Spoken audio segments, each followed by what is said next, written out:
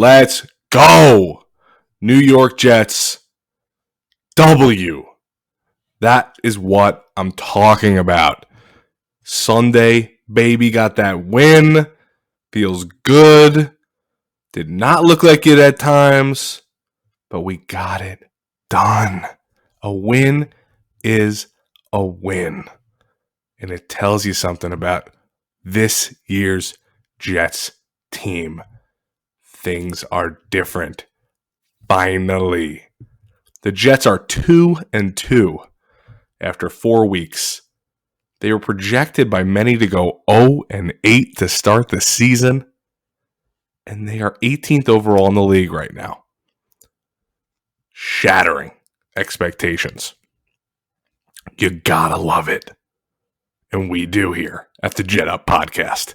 Welcome to another episode. We're excited to get this one going. Appreciate you guys coming back, listening to the show. So much more fun to do this show when we win. I mean, come on. You guys got to be enjoying listening a little bit more with the W. Not just to what went wrong, but what went right. This was a fun one, guys. We really enjoyed it. Obviously, a lot of ups and downs in this game, but ultimately ended on a high note, and the Jets got the win over the Steelers.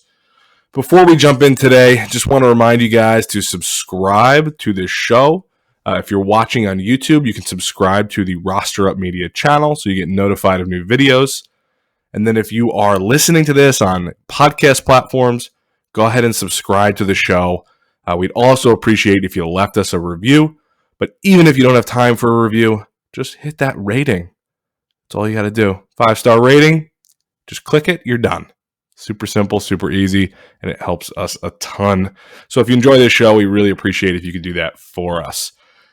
Without further ado, let's get in to recap the Jets' win this past Sunday.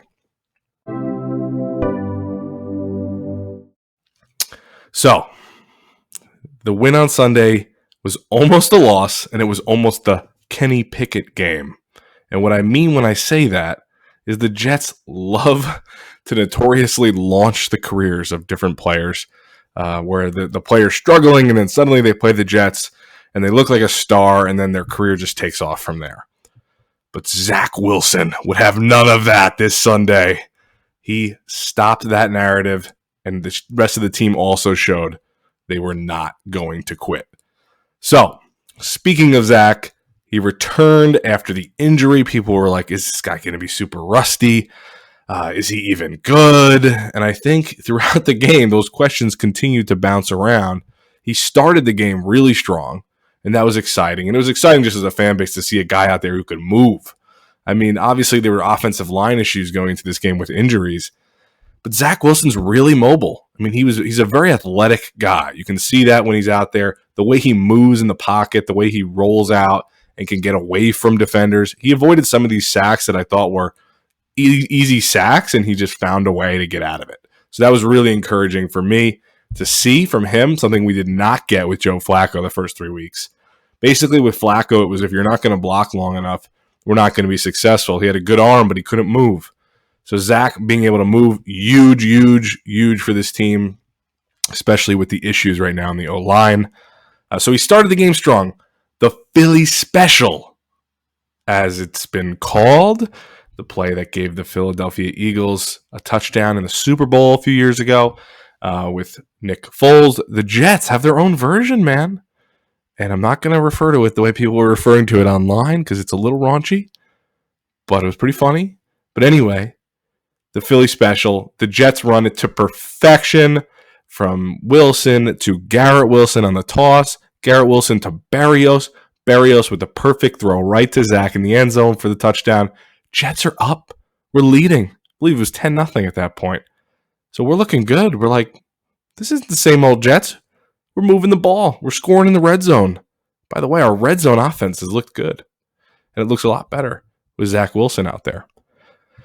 So they score this touchdown. Braxton Berrios, in the picture that the Jets shared, he actually is not even, like, after he releases the ball, he just starts running to the sideline. He's like, nah, I don't even need to look. I know this is a touchdown, which was just really cool. So love that play from LaFleur, the deception. I don't know why you would ever not use your full toolkit when you go into a game. You got to win games. You got to win them now. And the Jets pulled one out there with a nice play there for the touchdown.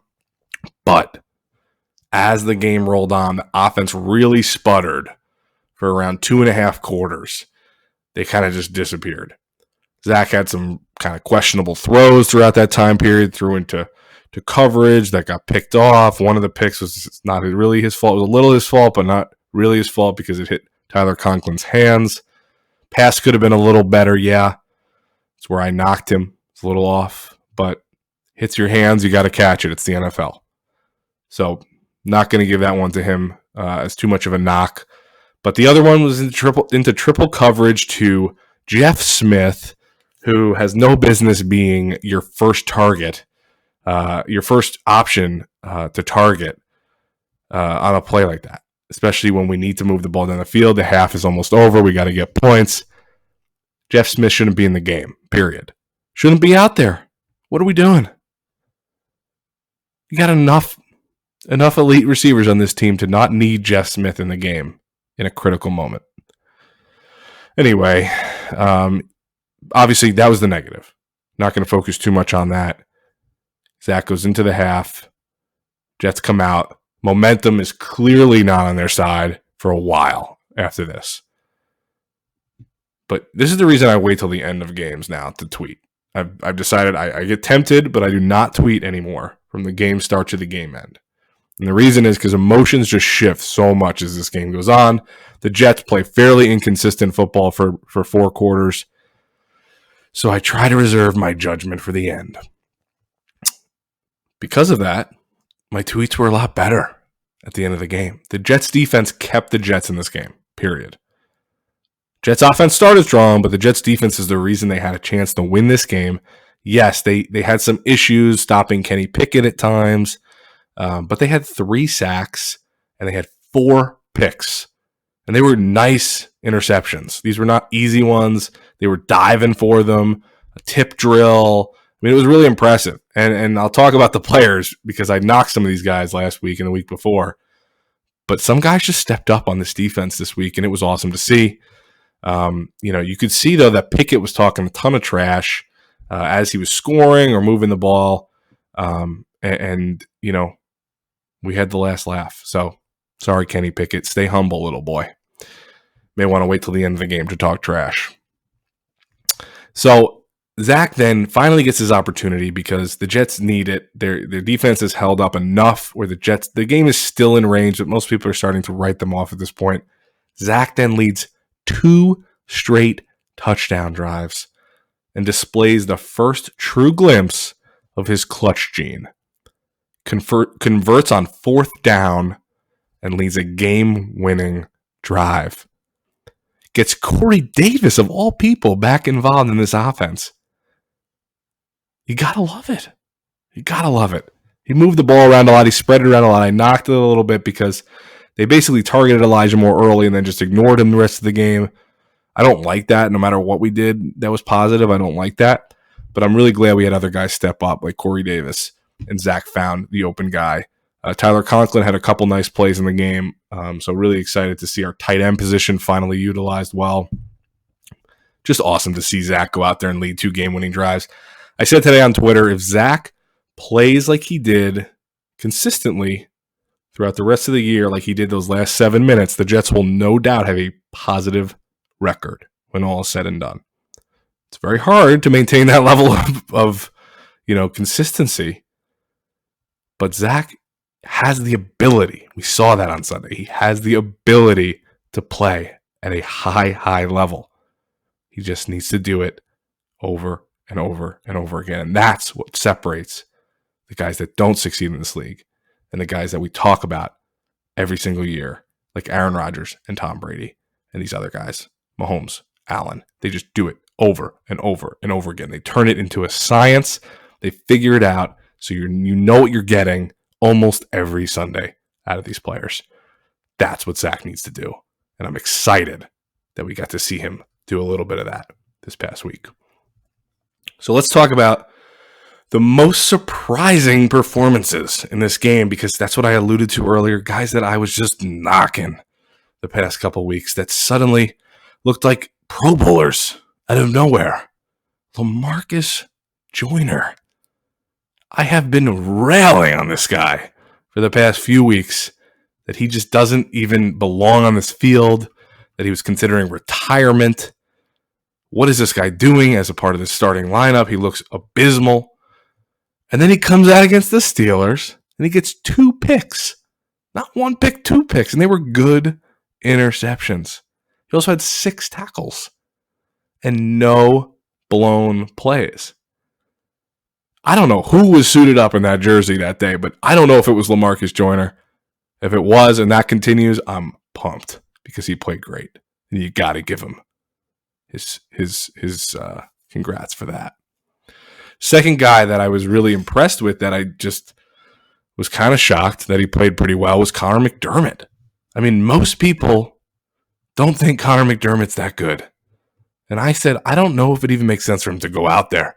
Might as well just not have a tackle. And he went out there after the Max Mitchell injury. Thank goodness Max Mitchell seems to be okay. He's not severely injured. And McDermott stepped up. He had an 89.5 pass block win rate. That's pretty good. It's not perfect. It's like middle of the league. I'll take middle of the league, man. Conor McDermott is bottom of the league, typically. So middle of the league, big improvement. Good job, Conor McDermott. Obviously, the O-line was not perfect, but it was not quite as bad as it looked. Pass pro was actually decent. Most of the guys ranked in the 90th percentile for pass rush, pass pro. So, also, I just want to call out that Rich Cimini tweeted a lot of this out. And then he said, the numbers seem high considering the Jets allowed the 27th highest pressure rate. So he seems to be insinuating that these numbers are high, but it doesn't really line up with this pressure rate ranking. But the way he worded it doesn't make any sense. He's saying that they had the 27th highest pressure rate, which would mean that there are 26 teams that had a higher pressure rate. And a higher pressure rate is a negative thing. So 27 would actually be good. So this makes no sense. Rich Cimini, let's reevaluate this metric. I don't know if you just wrote the wrong thing, but if they have the 27th highest pressure rate, that's a positive, not a negative. Higher pressure rate is a negative. It's a negative metric. You don't want to be number 1 on that list. You want to be number 32, and the Jets were 27. So, just wanted to mention that. Anyway, I think some of the issue on Sunday, obviously, these guys were winning in pass pro, but not at the same time. Certain guys were getting beat on certain plays, so it looked like there was a pocket collapsing. Meanwhile, it was just one guy getting beat one time versus the other guys holding up. And a lot of that caused Zach to bail on the pocket too early. So a lot of these players, like I said, they were just beat immediately. So the pocket was just over in a second and Zach had to bail. So you don't blame Zach for bailing because he didn't feel confident that all 5 guys were going to block effectively on every play. So I think in that case, he may have rolled out early sometimes when he could have probably hung in there a little longer. And towards the end of the game, he did. So you saw those last few drives where he had success. He stuck in the pocket and he made some really, really awesome plays, even with pressure in his face. I think Zach will just continue to learn. He has a little bit more time than he might think. The Jets O-line, this is what happens to quarterbacks a lot of times. They have a bad O-line. And then suddenly they just start bailing on their instincts, bailing on the pocket too early. Their instincts almost change because they think, I don't have any time ever. So I just need to bail the minute I feel uncomfortable, and they bail a little early. So it's not all on Zach. Obviously, there were some issues there. But pass block win rate is a real thing. The Jets look pretty good on it. So explain that one to me. Beyond that, I have my game MVPs here. And there's basically 2 players. I mean, there's just going to say it now. Sauce is not one of them, but that guy has looked excellent for the first 4 weeks. Totally looks like he's worth the pick. Anyway, I'll get to him in a second. The game MVPs for me, and really the season MVPs at this point, but in this game specifically, were Quinnen Williams and Elijah Vera Tucker. Quinnen Williams is destroying people. I don't know, like, if anybody just keys on him, but I mean, literally destroying people every single play. He needs to be on this field. Obviously, he can't be out there for every single snap, but he is ripping people apart. I mean, I'm absolutely loving that. He's really starting to show his ability. And I'm excited to continue to watch him play. He's a mismatch in every sense of the word. So very excited for him. He's showing it now week in and week out with these edge rushers who are now putting some pressure on the opposing quarterback, allows Quinnen Williams to not be double teamed as often. And Rob Saleh today was basically saying that Quinnen's absolutely destroying people. So love to see that. He is playing out of his mind. So excited to see him continue. He had a sack. He had 6 tackles. He's just wreaking havoc. Then you have Elijah Vera Tucker. Elijah Vera Tucker has been doing some unique things for this team. He obviously was drafted as a guard. A lot of people knocked that pick when it happened because they're like, you're going to trade up to get a guard. It's not a premium position. And yet he's been nothing but excellent since he walked in the front door at One Jets Drive. Elijah Vera Tucker has been a jack of all trades and a master of all trades. Sometimes hear that phrase. A jack of all trades, a master of none. Vera Tucker has a new phrase. Jack of all trades, master of all trades. You move from guard, right guard, left tackle, he can play any position on this line effectively. Against the Steelers on Sunday, he had a 93.3% pass block win rate at left tackle, a position he has never played in the NFL. He played a little bit of tackle in college, but this is a different level, and he's demonstrating why we traded up to get him. He's a mauler. If you're going to buy an offensive lineman's jersey on this team, it is Elijah Vera Tucker. Do not hesitate to do it.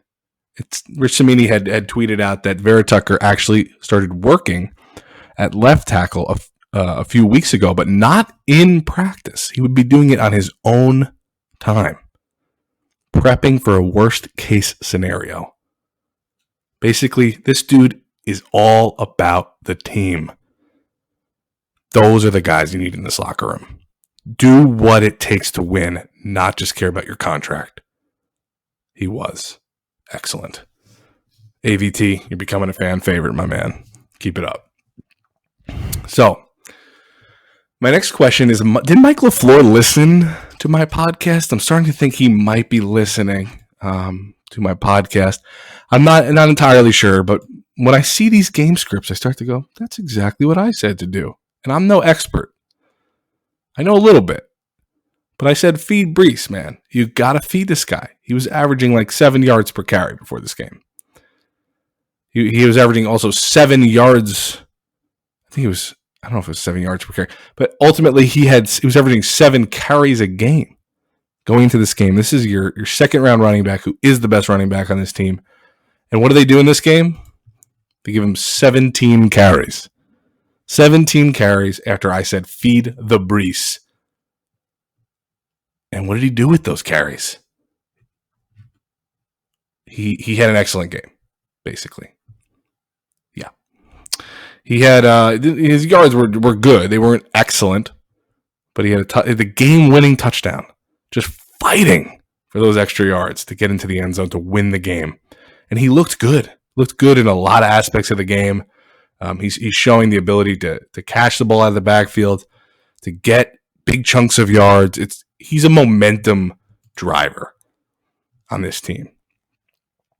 You need a guy that can just break one for a big one, and then you go, okay, we have the momentum back. That's Brees Hall. Brees Hall is playing excellent. Love to see him getting more touches. he is going to continue to break away as the premier backfield talent for this team. Michael Carter will be more of that 30-40% role. He's not gonna be the guy once Brees starts going. Again, love Michael Carter. Brees Hall's better. Moving into the defense, I feel like. Oh, sorry. One last thing on did Mike LaFleur listen to my podcast? He started getting Elijah Moore more involved. And I know I'm not the only one who said that, but I'm just going to take it. Elijah Moore was very involved early in the game, and he stopped trying to use him as a deep threat. He's not a burner. He's a quick guy. Quick, not fast, as they say. What happened? Big chunks of yards. Get him the ball in space, let him make plays after the catch. That's what he did. So love to see that. All right, on to the defense. The defense forced 4 turnovers in this game. I cannot remember the last time I said that about the New York Jets. Sauce looking excellent again, week in, week out. Sauce looks the part, and that's exciting to see.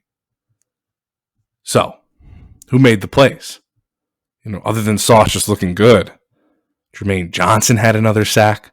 Carl Lawson had another sack. He had a bonehead play later in the game, I think it was right at halftime. They gave the Steelers another chance to kick a field goal. Could have came back to bite them really bad. Thankfully, it did not. It did, but they overcame it. But he had another sack. Lawson starting to rack him up. Jermaine starting to rack him up. Jordan Whitehead had a pick. Michael Carter II had a pick. Guys that kind of have been struggling, if I'm being honest. Both had picks.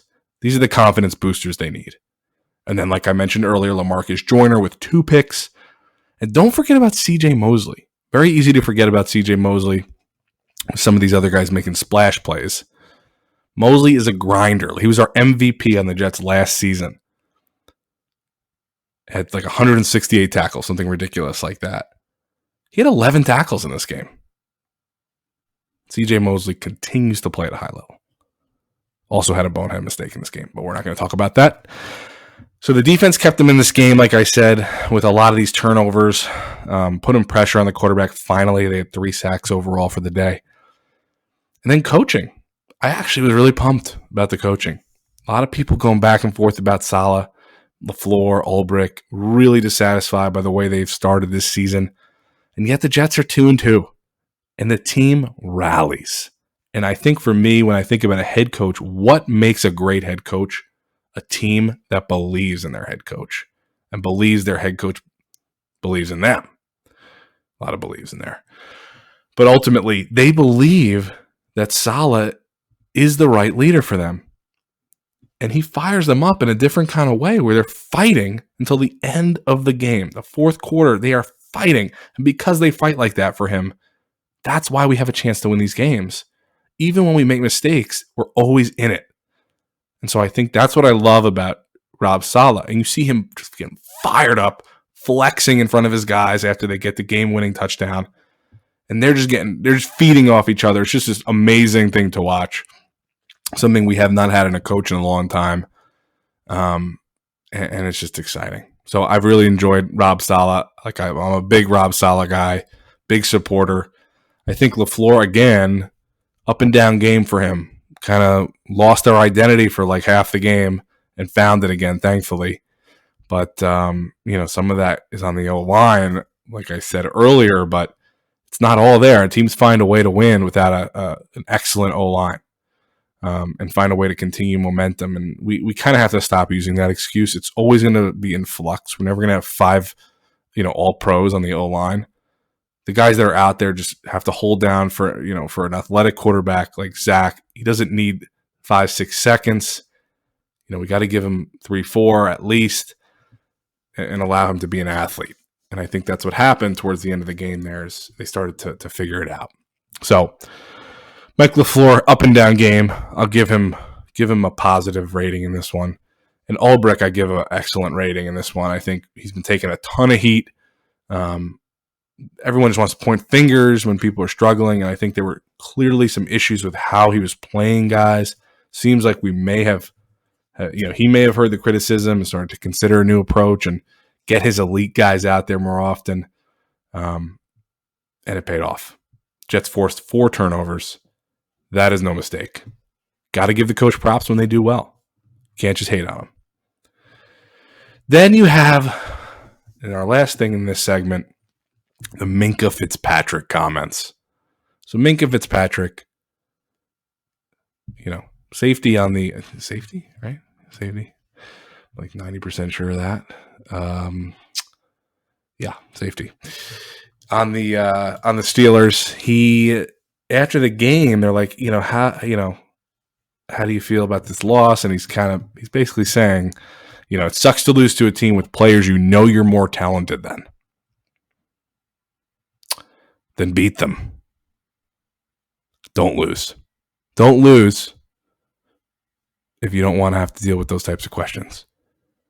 Maybe you're not more talented than them. Maybe you are. I mean, he's a great player, Minkah Fitzpatrick. There's no doubt about it. The guy can ball. You don't want to have to deal with those types of questions. Don't lose the game. That's all. You just lost to the Jets. It's a new era. And that's the end of segment 1. Moving into segment 2. We're really just doing 2 segments today, but looking ahead. Week 5 preview. Jets are 2-2, facing the 3-1 Dolphins, but no Tua. Tua obviously had a kind of a scary injury against the Bengals last week on Thursday Night Football. He going through concussion protocols, different things, before that, and then I guess they let him play, and it was questionable whether he should be out there. I think the doctor ended up getting fired afterwards, just due to a bad evaluation, because Tua basically looked like he could have a serious nerve injury or brain injury after that game, and after he got thrown down, and thank goodness he's okay. But this stuff is for real, man. You got to be careful. These guys are throwing you down at a ridiculous force. If you're not okay, you're going to get really not okay. So hopefully he's okay. Doesn't sound like he's going to play in this game. So because of that, the Dolphins are only a 3.5-point favorite. It was the same spread as the Jets and the Steelers. And we won that game. And we probably should have won that game by more based on how it started out. We beat ourselves for most of that game, on offense especially. So this means that at 3.5 points, they're basically, the betting world is seeing this game as almost even, which means it's probably going to be another close one. Yeah. The Dolphins still have a ton of premier talent. Tyreek Hill, obviously. Jalen Waddle. They're dangerous. But can we win this game?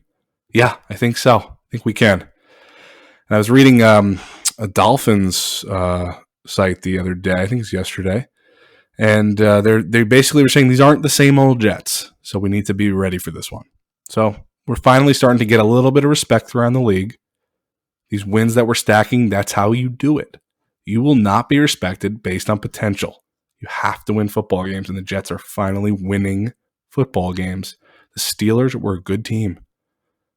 They're not the Steelers of old, like I said last week, but they are still a well-coached team with a lot of talent. Jets beat the Steelers. Browns, pretty good team. A lot of talent on that roster. Beat the Browns. This is how you earn respect around the league. And now you see teams like the Dolphins going, we have to really respect this.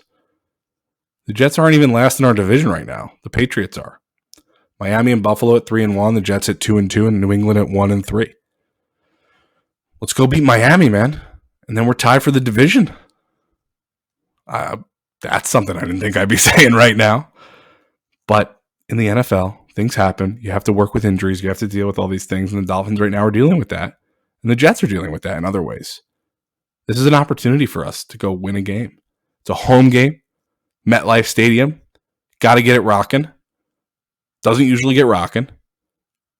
But it needs to get rocking. Got to be ready for this one. Got to get hyped. They have a chance to win this game. So like I said, you have Tyreek Hill and Jalen Waddle.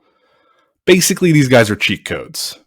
They are probably two of the top 5 fastest guys in the NFL. They're both on this team. It's going to be a big test. Big test for our secondary. But you know what? How we make it easier? Get to the quarterback. We'll be playing against Teddy Bridgewater, who's good enough to get the ball to those guys, but he's not as good as Tua. Tua's not super elite, but he's good, and Teddy Bridgewater's not as good. So what do? We got to get pressure on Teddy Bridgewater early. Make him make mistakes, get the momentum early. This is going to be another big test for Sauce and the rest of the secondary. Sauce just keeps stacking wins every week. Got to keep stacking them. DJ Reed looking good still. We gotta lock up. Tyreek Hill is 4th in the league in targets and 1st in the league in yards. He is dangerous. He will probably score a touchdown on us, at least one. So we're going to have to accept that it's not going to be perfect. But if we can cause some mistakes to be made, only get beat maybe once by Tyreek Hill on a big one, can win this game. The Dolphins have a weak run game. They're averaging less than 4 yards per carry. They just don't have elite running back talent. So let's not be the team that changes that. That's all I'm going to say about that. So what are our keys to success in this one? Like I said, start strong and don't let up. Get a lead and extend it. Don't just hold it. Jets love to get a lead and then just sit there and wait for the other team to catch up instead of putting their foot on the other team's neck, metaphorically, and winning by 2-3 touchdowns. That's what we need to see. Dolphins are a more talented roster than the New York Jets, but the New York Jets are a more talented roster than they have been. And when things go right for us, we have a real chance to beat teams like the Dolphins. So, let's keep the communication strong. It's another key I have here. Can't be slipping up, communication-wise, against the cheetah. He will burn you. Protect Zach and give him some easy reads. One of the things I had trouble with Zach last week was he was locking onto his first read. If his first read wasn't there, he was either panicking or dumping it down. And while I like him dumping it down to his running backs more often than making mistakes, like throwing picks, he's dumping it down to his running backs a little too early instead of moving to read 2 and read 3. That was the big issue I had with him last week. He seemed to fix it towards the end of the game, but you can see him lock right onto read number 1. If it's not there, he just dumps it down. Your running back is not option 2. It's like option 3 or 4. So, got to progress through those reads. You have 3 great receivers on this team. I'll say 2, and then Corey Davis is good. You got to work through all 3 of those guys. You can't just look at one and then move to your running back. So, give him easy reads. He's still working his way back and gelling with these guys. If he plays like he did, like I said, in those final few minutes, the Jets should legitimately have a great shot at winning this game. I'll say it again. Keep finding ways to get the ball to Breece Hall. Feed him. He's a beast. Just going to keep saying that every week. Breece Hall is a great player. Got to get him the ball more. We did it last week. It paid off. Keep it up. And lastly, I'll say my last key to success here is put a ton of pressure on Teddy Bridgewater. Utilize some unique blitzes, but that front 4 even, just utilize them. Let them win their matchups. Make Teddy Bridgewater beat you. He's not a great quarterback. He's very bottom of the league right now. We need to take advantage of that. Get in his face early, contain, make him beat you, and take away the deep ball. Let's get some mistakes made early for Teddy so we can get the momentum and capitalize. So what's my score prediction for this game? I think this one could go in a few different directions, but, I think with the high-powered receiving group we're looking at on both sides of the ball, to be honest with you, I'm going a little high on this one. A little high. I'm going 28-24 Jets. New York Jets. W advancing to 3-2. Yes, I'm predicting another Jets win.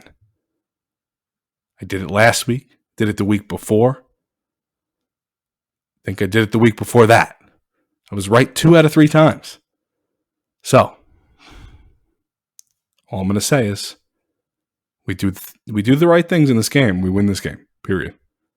But it's going to be tight. So I'm giving it a 28-24 final score.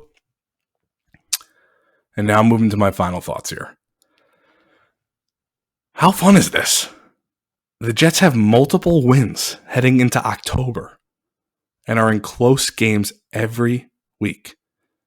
We are on the edge of our seats until the final whistle every game. This is why we watch football. It's been a while since this was the case, so enjoy it. We are finally seeing the fruits of patience and trusting the process. The young guys are making a big impact on every single game. It is an exciting time to be a Jets fan. They are turning the corner, finally. Get hyped. Make the stadium a competitive advantage this Sunday by getting loud. The Jets can legitimately win this game Sunday against the division rival and have a 3-2 record heading into week 6. The time is now. Let's roll. Go Jets. Jet up. All gas, no break. And we'll see you next time.